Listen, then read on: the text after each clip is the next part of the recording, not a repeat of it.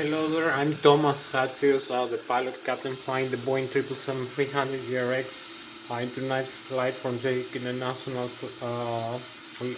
Airport. We're going to be overflying Zurich, Switzerland and Germany, and then coming back to Zurich International Airport of Switzerland, runway 14 for landing. So right now I'm in the cockpit for the pre-takeoff preparation of the Boeing 777-300 ERX airplane of the PMDG simulations and Microsoft Flight Simulator X. So I'm gonna show you the systems inside the Boeing 777-300 ERX cockpit. So I'm gonna start with the primary flight display. The primary flight display that displays the airspeed, the ground speed, the airspeed selected from the autopilot and flight director system, the altitude, the parametric altitude above the sea level, the radio altitude above the ground level, and the altitude selected from the autopilot and flight director system panel. We have the magnetic and true heading, the magnetic north pole and true north pole, and the magnetic variation. We have the altitude indicator with the pitch ladder in degrees and the bank angle in degrees, and we have the flight director crossbars with the ILS localizer, crossbars for ILS landing, tuning the frequency of the ILS localizer of the ongoing airport runway that we're gonna use for takeoff, for landing, whatever we like. So we have to set the heading according to the runway heading and the ILS frequency according to the runway heading ILS frequency. So we might have a runway with different heading and different frequencies having the same runway. So having two opposite directions of 180 degrees.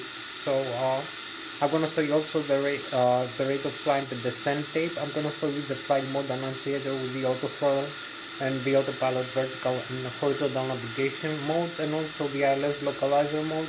We have the flight director and the autopilot command bars and command modes in the primary flight display. So we also have the navigation display. The navigation display displays systems like we have the GPS position, the inertial reference position, using the IRS inertial reference, using the three GPS receivers and the gyroscopic laser, the laser gyroscope inertial navigation systems. So we have also the airports, the waypoints, the nav aids. We have the terrain reflection, the weather reflection using the radar. We also have other traffic, other aircraft flying around us displayed using their frequencies received from our transponder.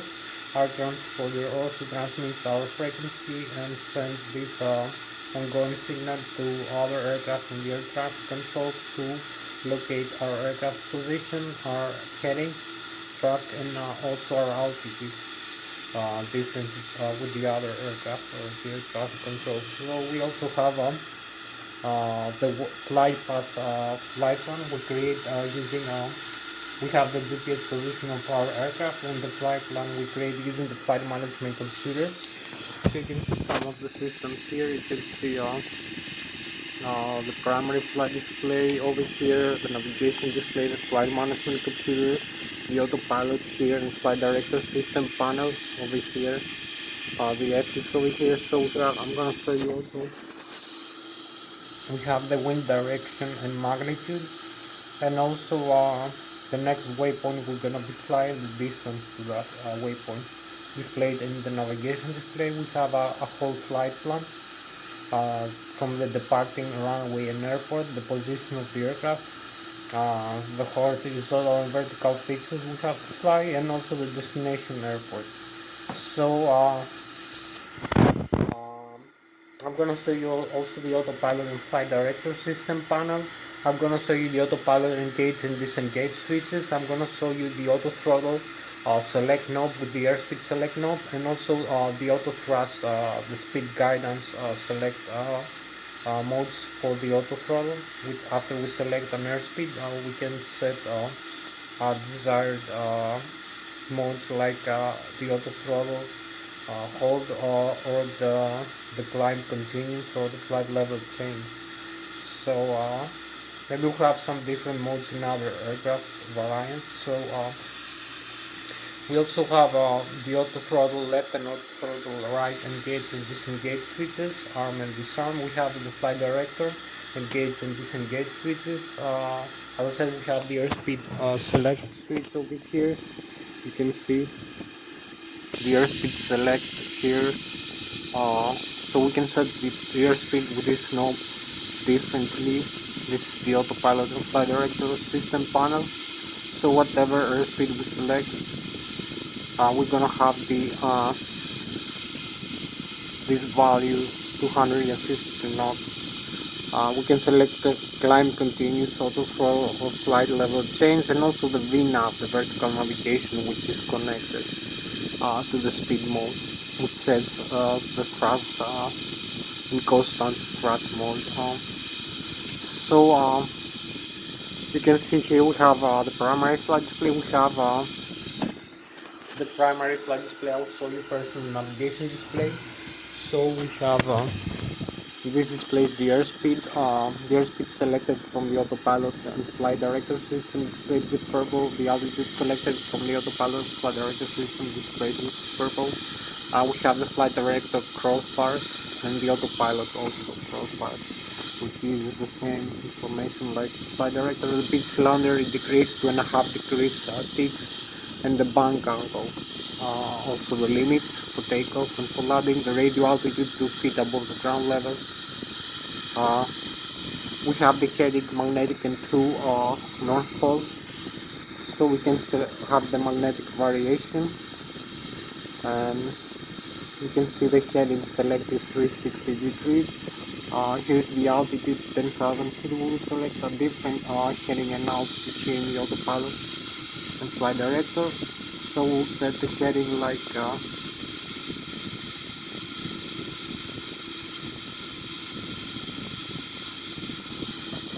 156 degrees, and also dedicated airspeed here 252. We have set it. We can select a different value, less or more. So I think it's good for this takeoff and glide. You can see the flight director on and off, the auto throttle, arm and disarm. Also the heading track here, you can select heading on track. The vertical speed flight path angle here, you can select the flight path angle of the airplane in degrees that we're gonna use for climb or descent. So we set like 25,300 feet. We'll select the hold, the heading hold. Now we have the autopilot panel set, so we can press the autopilot connect.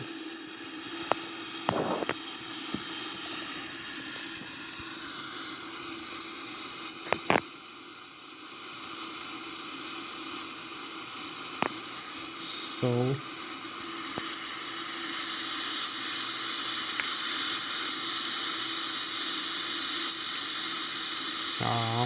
we can set the flight level change and the autopilot engage.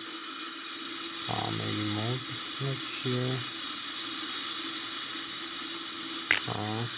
Maybe we should set the flaps here to the takeoff flap, but I'm gonna set them to full extent just to see them display how far they can go, and then set them to takeoff. I will set the flaps here, thrust in idle, maybe the speed brake retract. So maybe we can engage the autopilot now. Here we are, we have the autopilot engaged. For this mode, you can see the green display here. So I'll show you now how to engage the autopilot. So I'll show you now how to disengage the autopilot. You can see the autopilot mode display here in the primary flight display with green. So I will disengage it like this. I will use either this flight control or this yoke here. It has the pitch stream indication. You can set the pitch stream on the horizontal tail. You can also disengage the autopilot, so you have the flight director on. You can see the warning here. We cancel the warning. We have the autopilot disconnect here. So what we need to do is to reconnect it. We will see the warning goes off and the autopilot is green again here with the limits here engaged. So I can either move the control wheel like this, moving the control wheel forth and back, or around. We make the autopilot disengage, and also we can use this switch in this panel, the autopilot disengage. So you will see now, if I'm gonna press this out, you will see autopilot disconnect here. This message, autopilot is disconnect. So we have no autopilot here in the primary side display. So the warning, cancel, reset the autopilot.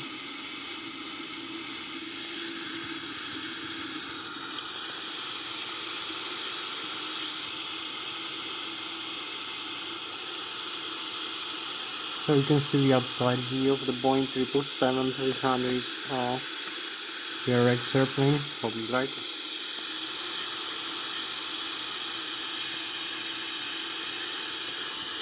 So we have like one more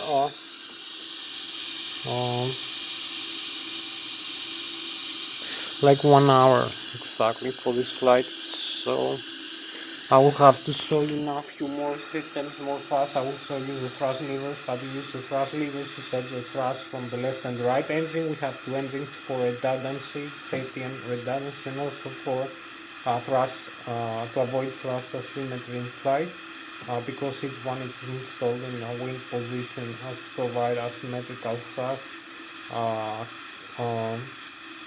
component into the forces of flight that balance the aircraft when it's flyable. So we can use our thrust levers to increase or decrease the thrust by increasing the fuel flow demand. It will be left and right turbofan to the engines, which increases the fuel air burn ratio, which creates a burn, a creation of burn gases and expansion of the gases, and also the exhaust of the gases in the back of the engine. So this makes from the front intake of the turbofan, there is compression, then creates in the burning stage of the high pressure compressor. We have the burner stage, and we have then the exhaust of the accelerated gases, which creates by means of action and reaction using the Newton's laws of first, second, and third law of motion. We have a movement of the aircraft, which is moved into acceleration, acquires kinetic energy, which is 1 second of the mass of the aircraft times its velocity to the power of 2. So we use more Newton's physics and some aerodynamics and aeronautical engineering. I will say how the lift is created, the lift that overcomes the weight of the aircraft, the acceleration of the gravity of the Earth, and then how the thrust from the engine overcomes the drag from the steam friction into the aircraft body and wings. So and also the front fan of the engine. So you can see here the thrust levers. I'm using this for the thrust levers movement into my side stick. So you can see I'm using this to move forward the thrust levers and backwards into the idle. So if I move them forward, you will see the thrust here, the N1, which is the low speed, low pressure compressed stage of the engine, the left and the right engine, turbofan turbojet engine, the exhaust gas temperature, the duct pressure from the outflow valves also increases. This is used for mainly for cabin pressurization. Also the N2, which is the high pressure, high speed rotor stage of the engine. The N1 I said is the low speed, low pressure compressor stage of the engine. Correct me if I'm wrong. So the fuel flow is 10,000 must be pounds per hour. So we have 46,000 kilograms of fuel total. So we have the oil pressure, oil temperature, oil quantity, and the vibration of the N2 stages of the engine. So we can move this back to the idle. We can use these switches here to disconnect the auto throttle. As you can see, the auto throttle will be disconnected by pushing this. So we have the takeoff go around switch also, and also we have the thrust reverse. So if I move this backwards, the speed brake will extend automatically if we are in the ground and touchdown. So you will see the reverse here above the indication of the N1 limit. So you will see the thrust reverse is being deployed here to slow down the airplane.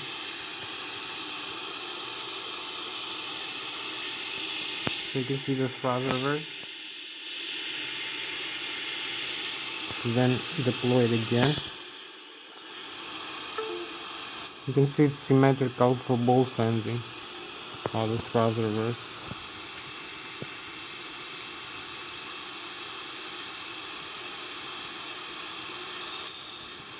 So I deploy the thrust reverse again, which makes the high bypass,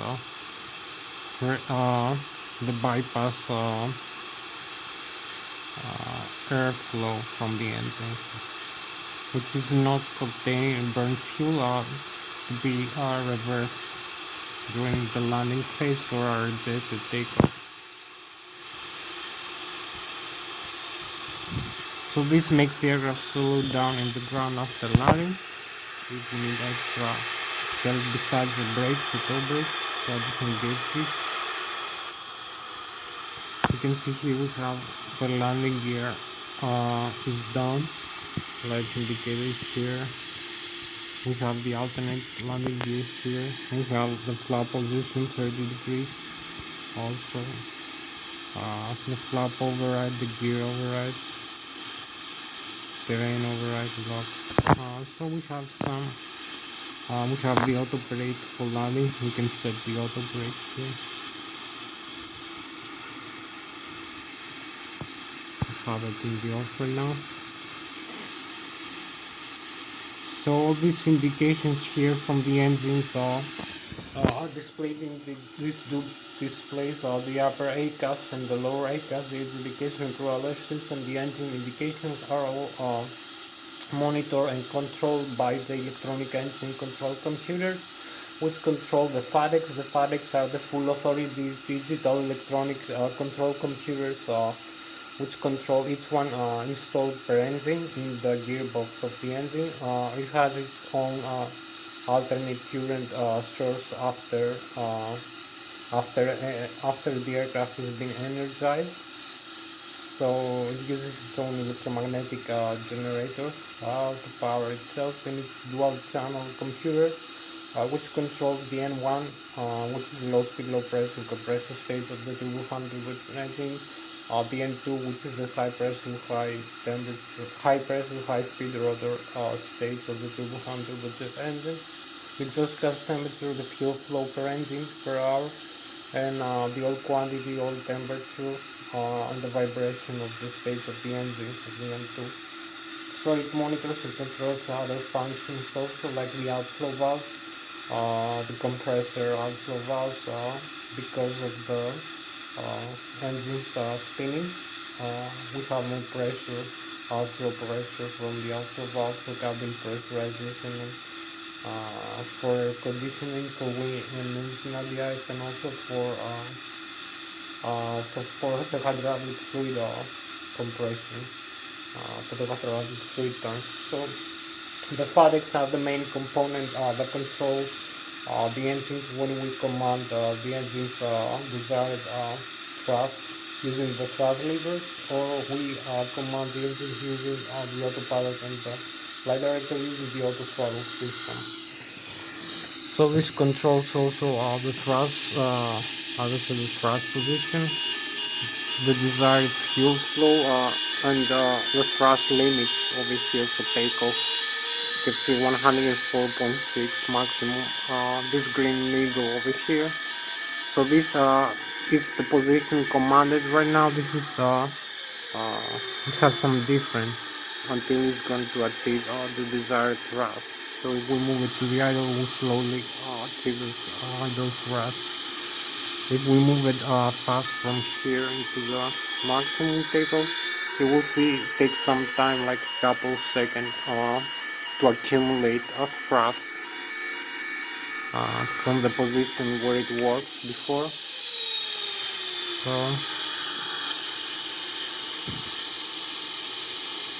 it's slow in accelerating the engine a little bit, the turbos and everything. So you need to be a little bit proactive on flying. So I will show you a few more systems. You can see here, as I told you, thrust levers. We have the flap position here. It's displayed here into the ACAS. We have some other warnings here with the red and yellow. We have the speed brakes here. We have the horizontal tail stabilizer. We have the parking brakes. We have the radio and communication panel here. We have the fire extinguishers. We have the radar, the vertical stabilizer of the aircraft, train position. Over here in the grid, you can see the radar train. You will see it in the display later. We have the aileron trim also over here. We have the radar, the terrain radar you see here in this display, the reflections of the terrain. So this is the navigation display. So I will go to you about a little bit more about this display. So please the airspeed select, the altitude select, barometric altitude, the altitude levels, the radio altitude, the autopilot, flight director, command bars, magnetic shedding, the barometric pressure over the outside arms. We use also setting this altitude, and also for calculating the airspeed and the rate of climb and descent of the aircraft. This state displays how fast the aircraft climbs or descends in tens, hundreds, or thousands of feet per minute. So the terrain here from the radar, other aircraft, other airports, you can see the dollar. We have the terrain level 6,100 feet maximum with red and 0 feet minimum with green. We have also the sea rivers, lakes displayed with blue. So I will show you a couple more systems. So I told you this is the horizontal stabilizer tail. You can see the horizontal stabilizer and the vertical stabilizer. This is the horizontal stabilizer, the trim position, and also the elevator up and down, and the vertical stabilizer, and also we can trim or use the rudder pedal. So you can use the control wheel for that. Also the aileron. You can use the control wheel of the yoke of the Boeing airplane. So I will show you how to use the side controls to fly the airplane in flight.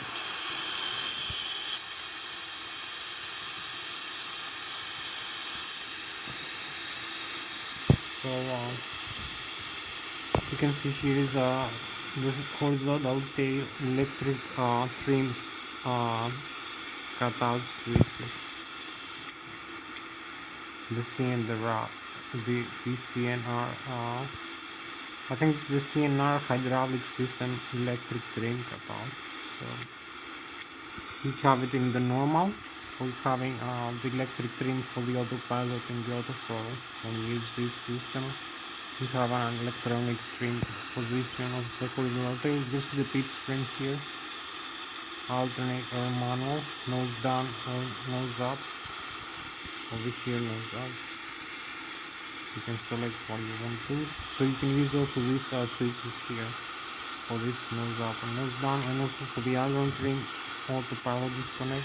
So this is the control yoke of the Boeing airplane. I'll tell you more about that. I will show you a couple more systems like the flight controls now. We have about 50 minutes left for this flight. So you can see here we have the flight control stick positions. So this is the control column for pitch up and pitch down the elevator, and the control wheel for bank roll, the ailerons and the spoilers. So you can see here also, and we have the rudder pedals for the vertical stabilizer rudder position, left and right. So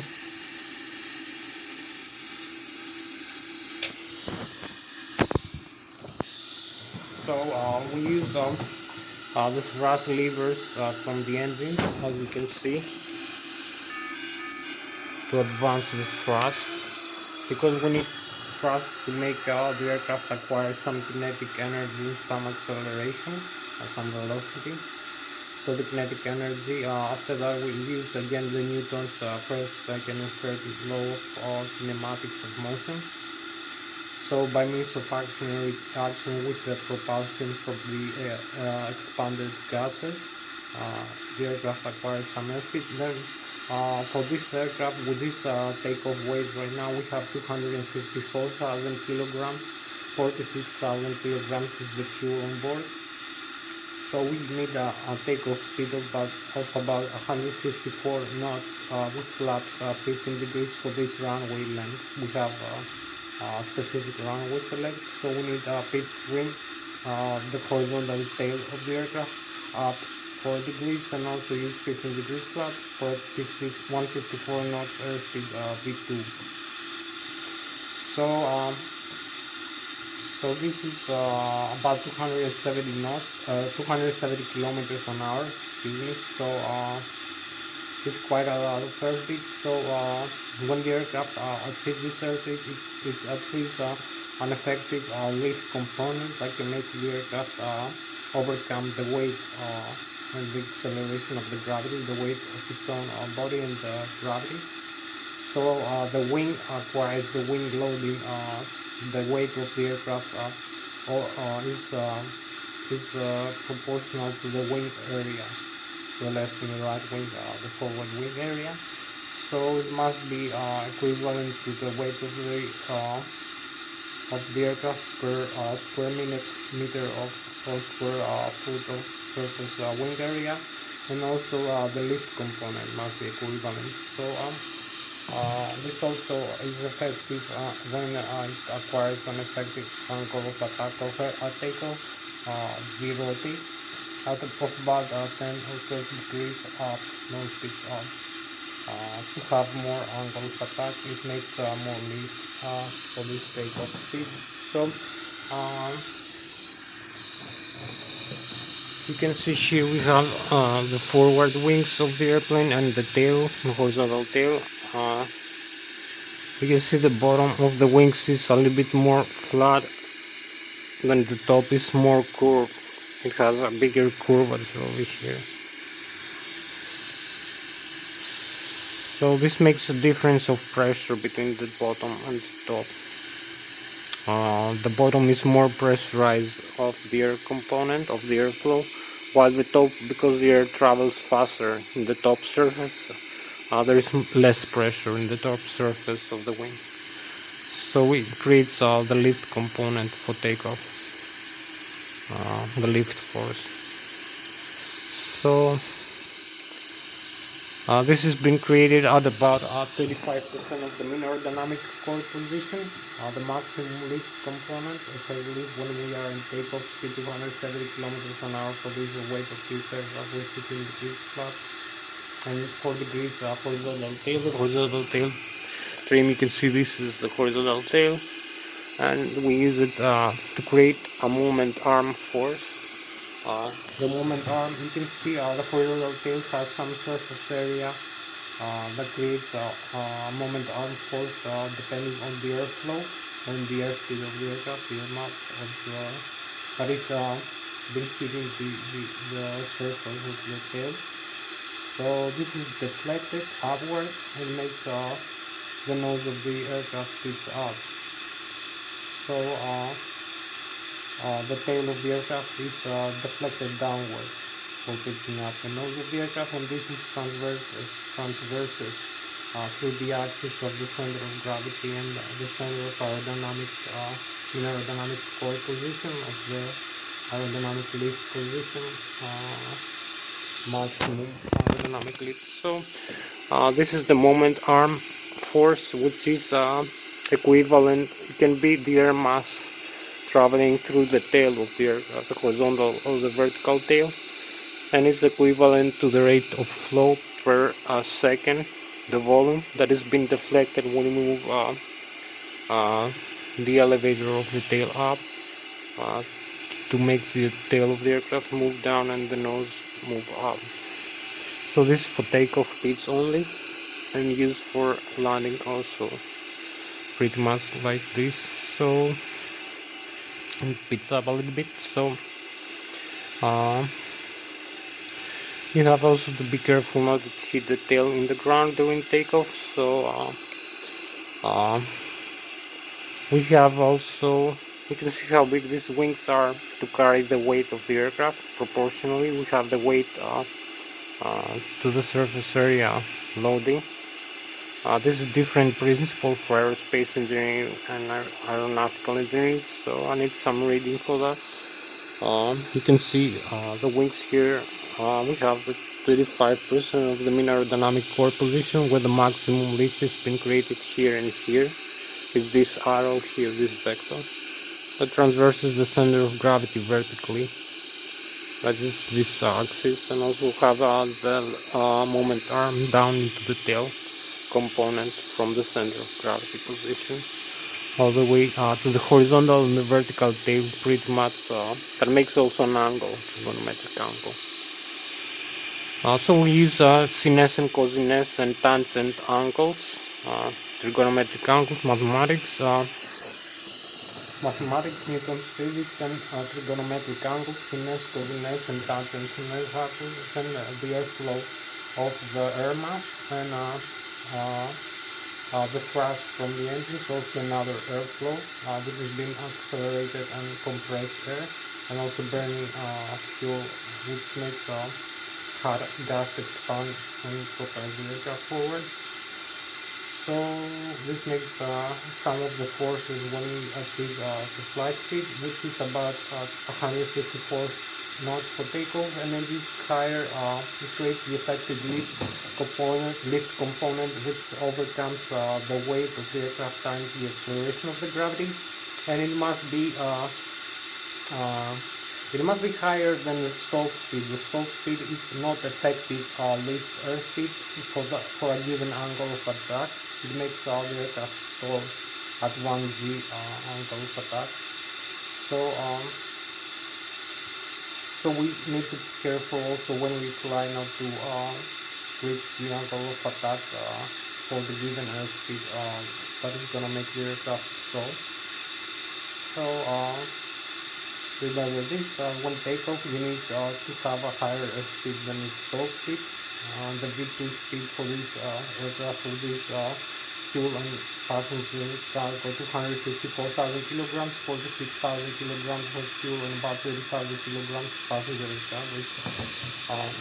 About 154 knots and 270 kilometers an hour to have enough airflow around the wings, and that is because of the more flat bottom surface of this airplane, and the more curved surface of the top of the wings of this airplane. We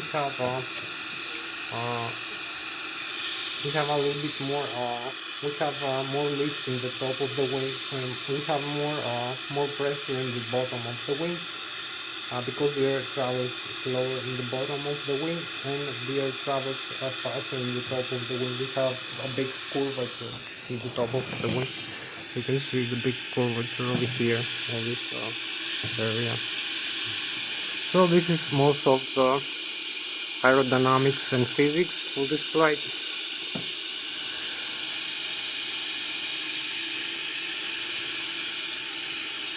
So You can see I'm using this side stick here for this slide. The Logitech eccentric, I'm using it to deflect the flight controls like the horizontal tail elevator, vertical tail rudder, and the other is the spoilers and the flappers, the wings. So you can see I'm using this here, this side stick. So pitch up and pitch down the elevator, bang roll left and right the ailerons and the spoilers and the flappers, so pitch up and pitch down, pitch up, pitch down, the horizontal tail, and also the thrust levers here. We can advance the thrust levers to the proper position after takeoff. So in flight, so we have some other functions also. You can see pitch up, pitch down. You can see, you can see here we have a proportionality of the movement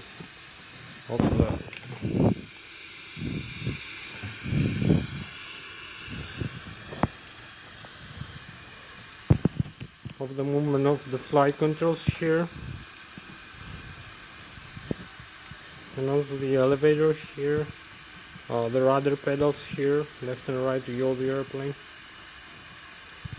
You can see the vertical stabilizer, the rudder, tail of the airplane, the elevator, pitch up, pitch down, and the other ones and the spoilers here. So you can see the speed brakes that make the airplane slow down. So this is the main component of the ailerons and the spoilers, bunker left and right. You can use coordinated turn all the flight controls together, elevator, ailerons and rudder, and some spoilers. So I'm showing now the inside of the yoke function for this flight controls of the airplane. Also inside the cockpit, now a few more minutes.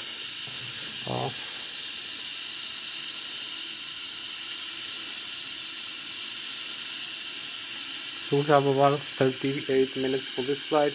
Also now how to use all the slices using here the yoke. You can see that can pitch up and pitch down proportionally, and also use all the control wheel, pretty much proportional with the side stick deflection.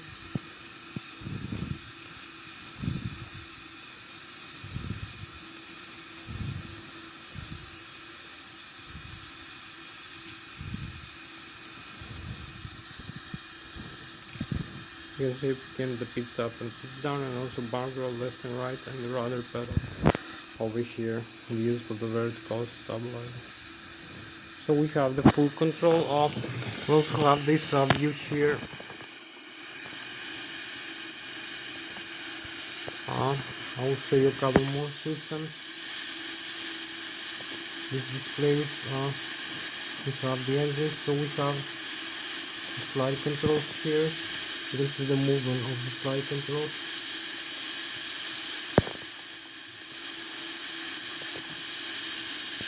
So you can see here in this display that I'm moving the flight controls, and all the flight controls are working right now.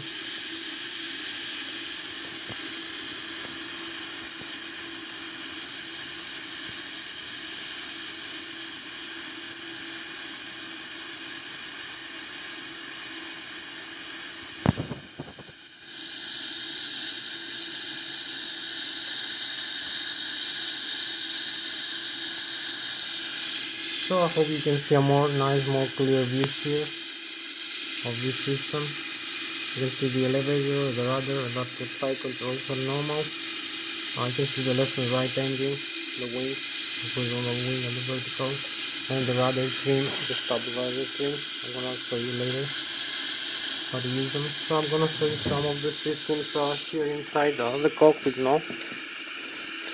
We also have some other modes here in this display. We have the engines that I told you, we have the status. So you can see the APU here is off right now. We need to turn on the APU. We have the left and right hydraulic system. We come here in the overhead upper panel. So I'm gonna show you a small view of the cockpit here. maybe do it a little bit more fast this time. So that was so much for the flight controls. You can see here also we have this nice view. We have all the instrumentation. We have the thrust levers here, up and down.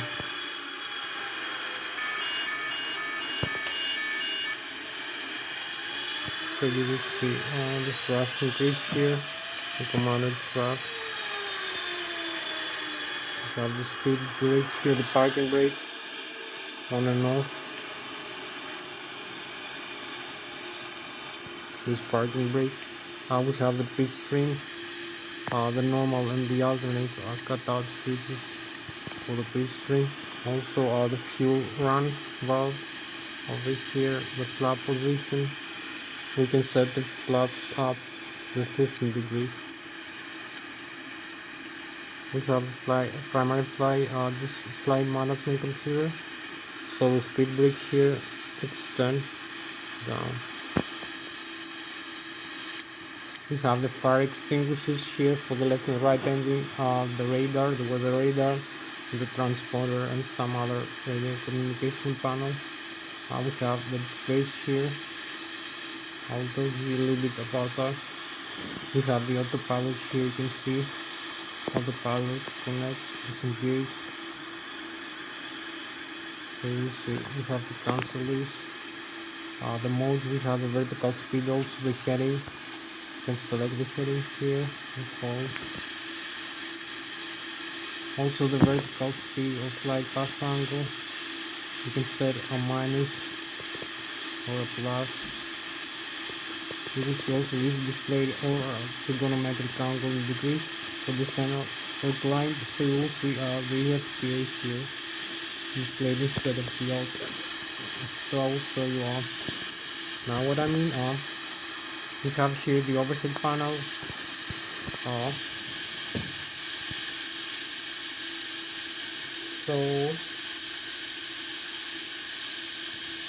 So we have the left and the right engine that drives the aircraft forward. It also drives on electromagnetic alternator. The left and the right engine electromagnetic alternators, one installed per engine, bipolar left and north and south pole, bipolar electromagnetic induction, which creates 120,000 kilovolts or 120,000 watt peak engine, IDG, the great drive generator drive, about 120 to 200 volts with constant 400 Hz frequency. And also this current alternator can be converted into directionally using transformer rectifier. We also have the backup generator 35,000 kilovolts and the APU. So you can see here we have the left and the right engine. Also you also in the display the controller. You can see the main left generator controller, the backup here, the primary. So we'll turn on the APU. This is gonna give a backup 75,000 kilovolts. We'll have the batteries. The batteries produce 27 to 88 volts of direct current, 48 ampere hours. This can be converted into alternator using the starter generators. So I'll show you more of the system. The electrical, you can see the electrical here display. The battery, the APU generator, the bus tie contactors, and the disconnect and connect for the IDG to the great drive generators, and the ADIRU I will talk to you about later. This is your data and answer reference unit. I will have the thrust symmetry compensator, the primary flight computers. So I will show you some of the systems. We have, you can see here the passenger, also the window sheet. We have the ramager turbine for the hydraulic fluid. We have the hydraulic fluid pumps. We can set this on and off. Other one. I'll set in the auto for now. We have the passenger side. This is hydraulic left and right engine. Also drive hydraulic pumps in the engine gearbox using its rotor shaft, so it can produce. And we also have the electric backup, so we can produce hydraulic fluid compression for the flight controls like the ailerons, the spoilers, the elevator, the flaps, the nose gear, landing gear, external truck, the rudder, and the elevator and the stabilizer thing. So you need this hydraulic, you need this electrical components. You have the wing and engine got the eyes here. We have the lighting system here, the windshield wiper here. We have some other, the cargo fire. So we have the engine, electronic engine control computers. These electronic engine control computers, and we can have the auto start set, and we have also the fuel tanks and the fuel pumps for the left and right wing fuel tanks and fuel pumps that supply the left engine and the right engine, and also the center tank and pumps. So you can see this controls the fares. You can have it in the normal or the alternate position. The start, the auto start here, on and off.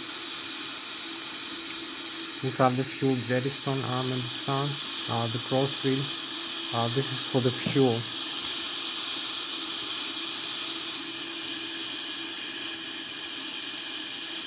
And also the center tanks which are empty.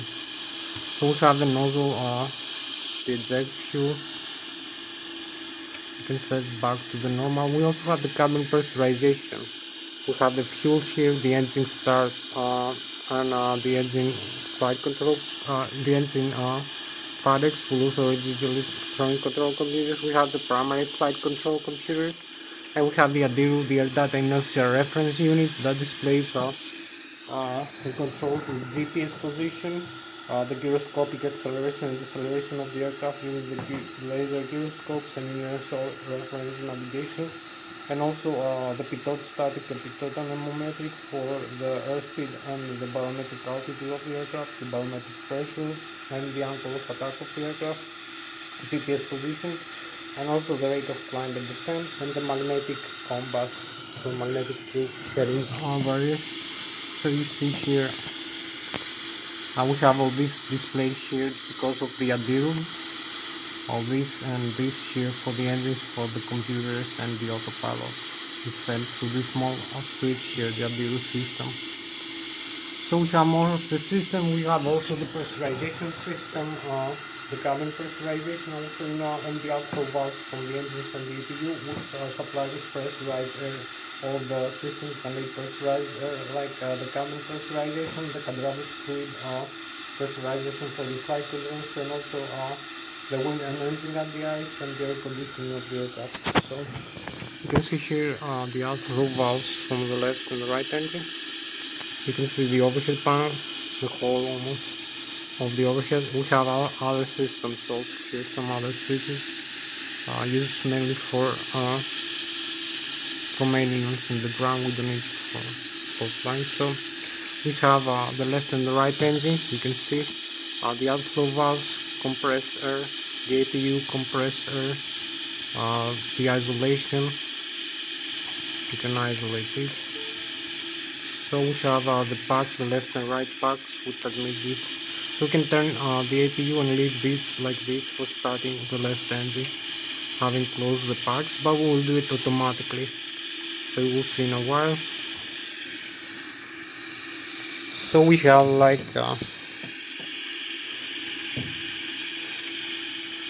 7 and 18. So we have like 35 more minutes. Not too much time for this flight. So I will make the engine start demonstration now in the virtual cockpit. I will show you a couple more systems. Here we have the checklist. We have the APU on right now. So we have the normal menu of the we have the before start, the items you need to do before start. For instance, you can see the checklist is complete like this over here.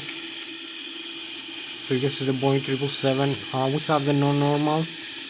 For some failures, let's say the engines of the APU, use the mouse controller. So APU heavy engine, APU shutdown. What you need to do, we have the research. So the normal menu, the communications, for the traffic control, the navigation also system display, synoptics. We have the doors of the airplane. You can see the doors are closed so we can pressurize the cabin. We have the landing gear. You can see the temperature of the brakes and also the pressure inside the tires. We have the electrical that I show you in the overhead panel, the left and the right engine, the volt, 37 volts in the burst from the battery, the backup generators. So you have all this alternate current here and the direct current from the battery. We have the hydraulics here. I will show you one more time in the overhead upper panel. So I forgot to show you this in the outflow valves. We have the APU, the pressurization. We use the auto system for pressurizing the cabin to control the outflow valves. So we have also the manual. We can use this to close and open the outflow valves during climb or descent and select our landing altitude for pressurizing and depressurizing the cabin of the airplane as we climb or descend. I will show you maybe another time the hydraulic system, what you can do with that. So we go back. This is the hydraulic pressure, left engine, right engine, 3000 psi in the center, the backup electric and touch supply of the flight controls and other systems, the fuel, the left and right engine. We can set some fuel like that. You can see the left engine and the right engine, the low and the high pressure fuel valves on, the APU, the total fuel, left engine 50,000 pounds, right wing, left wing, right wing tank, the crossfit valves on, and the center tanks also on the nozzle. So the air system also, the left and the right engine. We have the left engine, the right engine, and the starter from the APU. We can use the APU to start the engines that I'm gonna show you now. We have also the valve for cabin pressurization. If I increase the thrust levers position here, you'll see the pressurizer, the duct pressure increases. This is used for hydraulic fluid pressurization, for cabin pressurization, and also flight controls, hydraulic fluid pressurization. So we have flight controls using this air and hydraulic fluid, and also for wing and engine at the ice and the air conditioning. You can see the cabin of the airplane. So this is all the modes that I show you. We can go now to the engines. So I will show you here in the virtual cockpit. I will turn off. We are in a position not to start the engine. We have not much time. I'll turn on the lights and turn off the engines. The left and the right engine in the off position.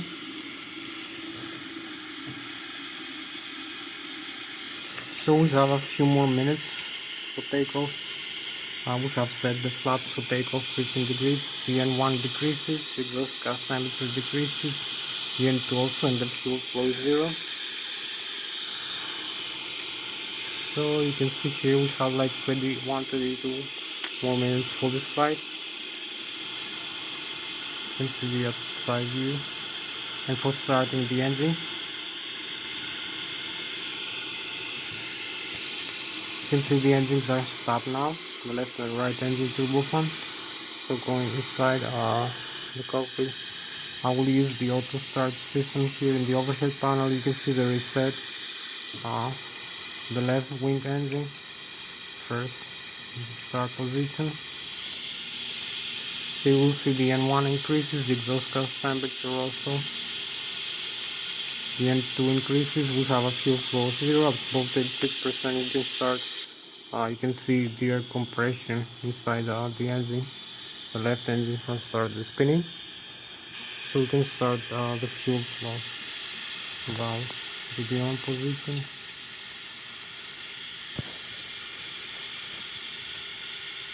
So you will see the fuel flow increase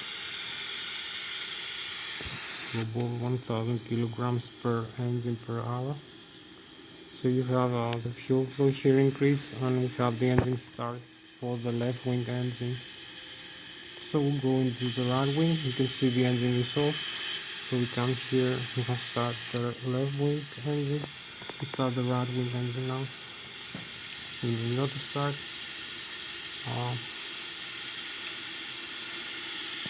You can see we have the N1 increases. Exhaust gas temperature also for the right wing now. The N2 for the right wing engine, the fuel flow is 0. So you can see the right wing engine start spinning because of the compressor. There is still no fuel burn inside, so we admit fuel to the right engine using this switch here. Very fast, you will see the N2 and the fuel here increase rapidly. Here we go, we have fuel to the right wing engine now. Lost the compressor, so we have the engine start, both engines start. So we need to do one last final step for this flight. We have about 18 minutes left for this flight, so I lost more time this time, I don't know why. So we go into the initial reference menu, FMC. We have the position initialized. We can set the airport here, the reference airport, Lszh. So we set the route from this airport to this airport, from Lszh back to Lszh.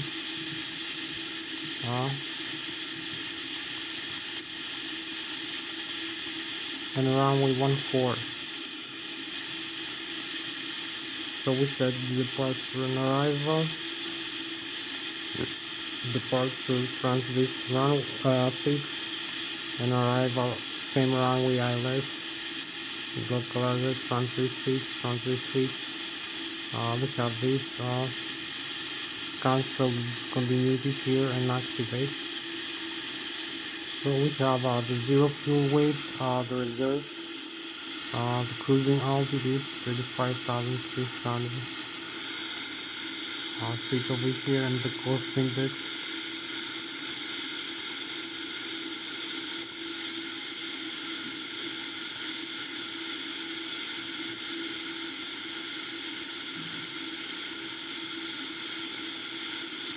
So we have the cost index of 100.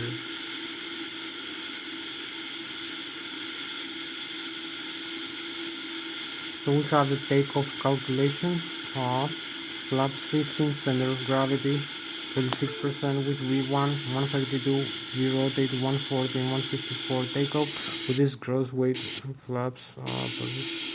So we're ready for takeoff. We have everything set. Disarm the parking brakes and go. Advance the thrust levers.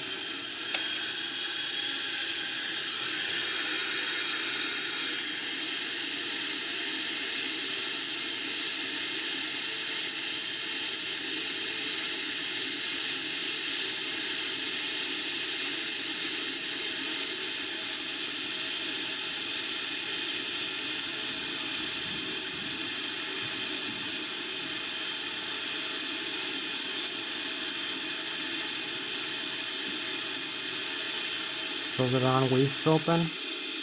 We can taxi and take off. I need not to lose time this time. Only the outside view.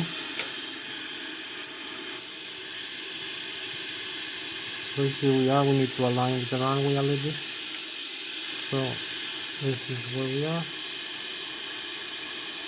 Where we're going. So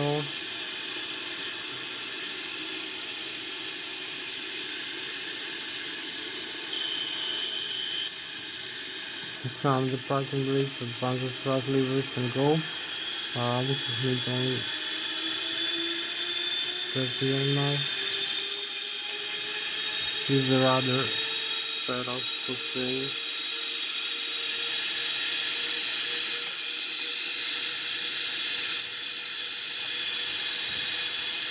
So you can see the thrust increases over here. The thrust demand. And we have some airspeed.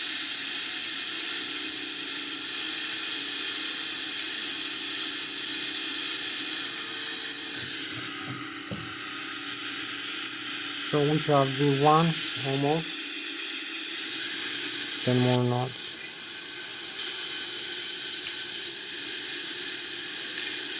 V rotate and V2. So here we go.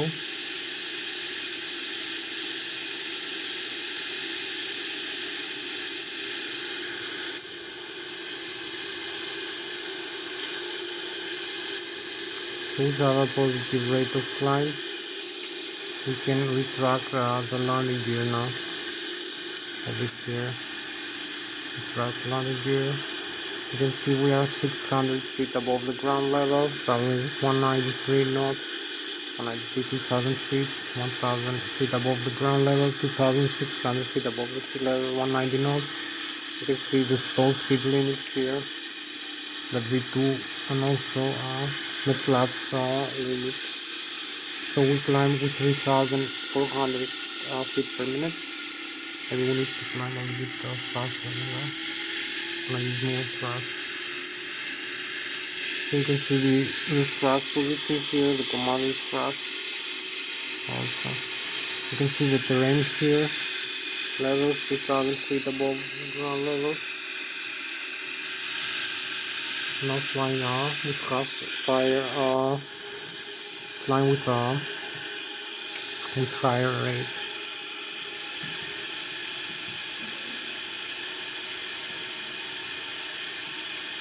So this is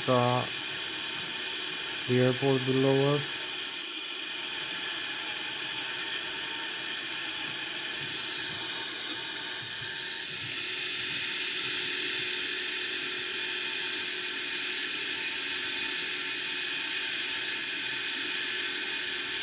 You can see I'm using manual steering for this airplane, and we have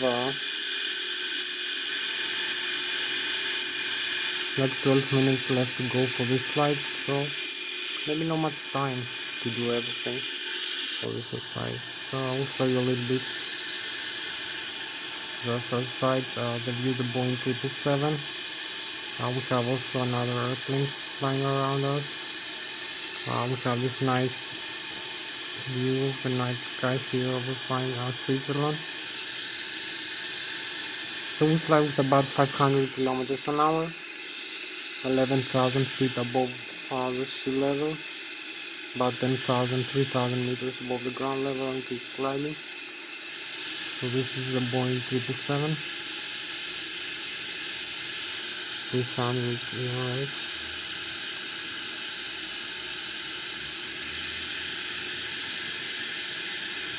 Keep climbing up. We have also the star sign here. So this is our spacecraft for tonight, the Boeing 777, 300 ERX. This beautiful airplane. So we have also the lakes here, the beautiful lakes from the Zurich airport, the partners. So keep climbing 14,000 feet, and we have like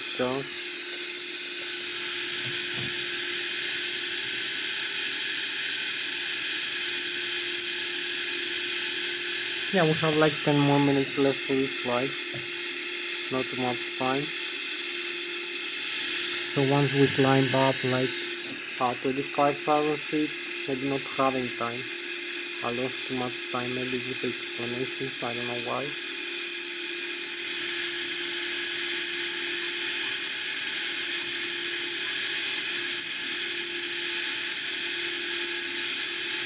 We need to use the simulation acceleration to reach the flight altitude faster. 18,000 feet, 4,000 feet, 19,000.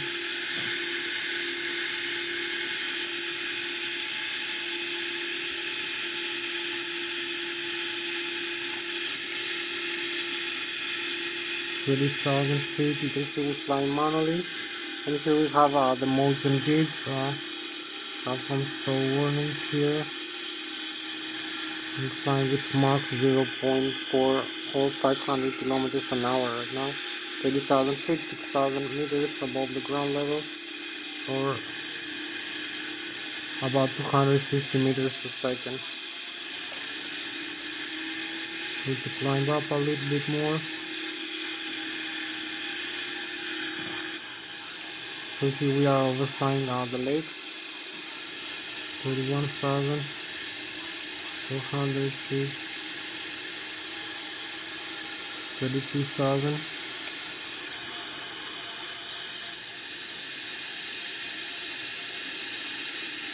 And we need to retract the flaps now to increase the airspeed margin.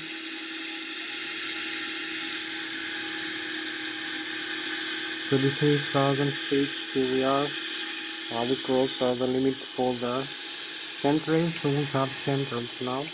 We can start turning to the airport, sorry. So these are spacecraft for the night, the Boeing 777-300ERX, flying through Zurich, Switzerland. So you can see we have the Bayern Munich in front of us, the Germany area, the Bavaria, and all the lakes here. So going back now, maybe to the airport.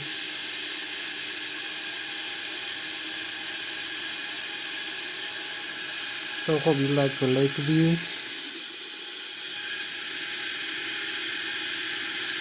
Here's the flight altitude. So we're going back into the airport.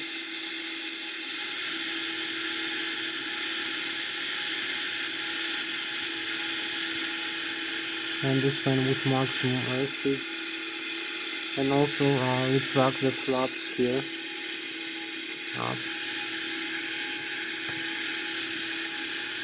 So we keep descend now. Start descend. We're going back into the airport for landing.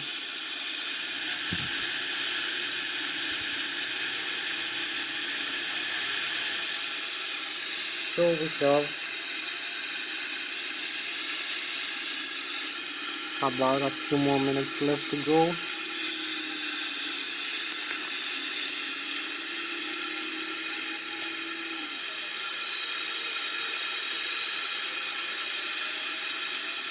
So we need to set this for the arrival, the Lszh C114,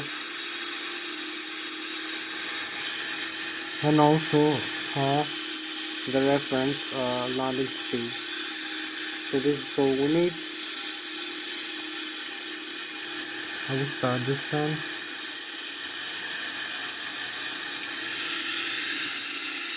We have this flight level change mode. Just send it to a lower flight altitude level, 31,000 feet. Also use a little bit less airspeed if this is convenient.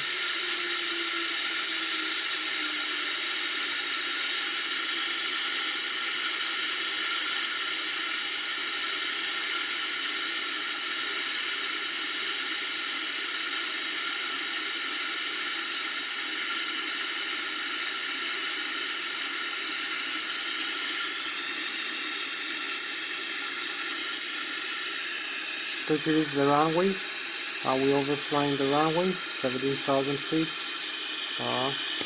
Keep it down. We have like 6 minutes left to go for this flight. So we need to be a little bit more proactive. I will come here for the sun. We have also this nice night view. Here again, flying with about 800 kilometers an hour, or almost 270 meters per second right now. So here we have to descend a little bit more further, and also extend the landing gear to slow us down. So you can see the Mach 0.556 airspeed now. How fast we descend. We will be in 1 minute to the desired descent altitude. We fly with about 600 kilometers an hour right now. So we fly quite fast. Fly manually. We use the Lszh localizer mode here. 9,000 feet. Also maybe some flaps and flaps.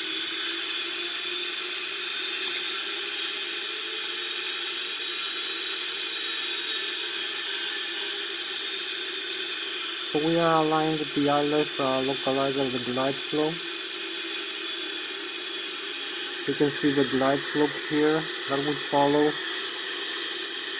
and also the Lszh approach, the Lszh localizer approach.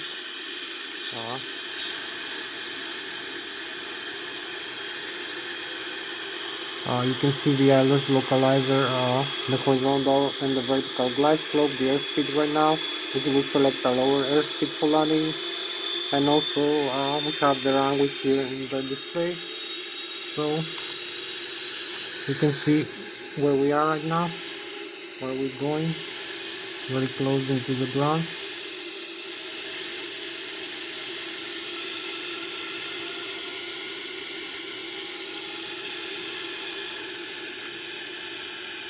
So we need just put touchdown into the runway.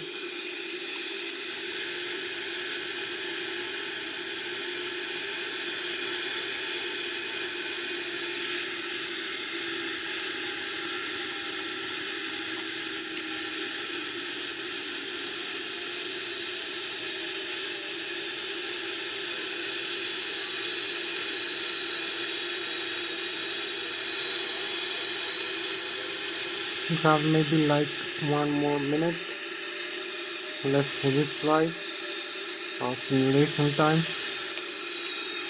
So we need to use less airspeed right now.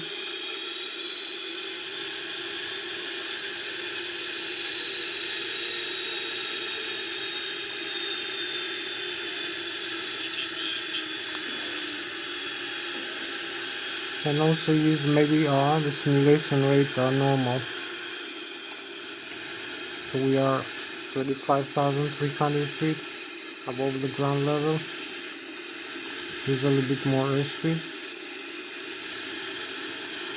You can see we descend normally here in the Lszh localizer. We have the radio altitude, we are 1,200 feet above the ground level. The airspeed 190 knots for now. And the glide slope, we need to go a little bit lower into the glide slope.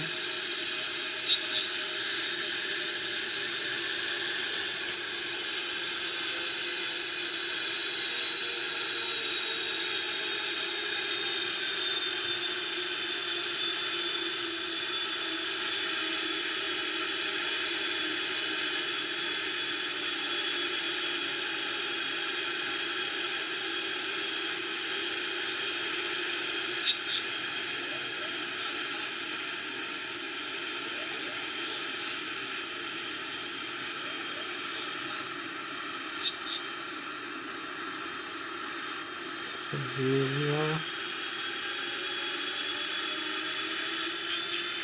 50, 30, 30, 10. Reverse thrust and parking brake. And here we are, we just landed. Reverse thrust. Here we are. Just made it down into the runway. So you can see we have the lights on now. So you can see we have the landing gear here, we have the nose wheel. You can see the nose wheel is completely saved from the landing here. The nose wheel and the landing gear of the Boeing 777. So you can see the nose wheel here. The tire of the nose wheel. Also the tires from the main landing gear. The wheels. So the nose wheel, which is very important, it didn't break down. That was the landing gear. During the touchdown, we had a very smooth touchdown, and we made some maneuvers for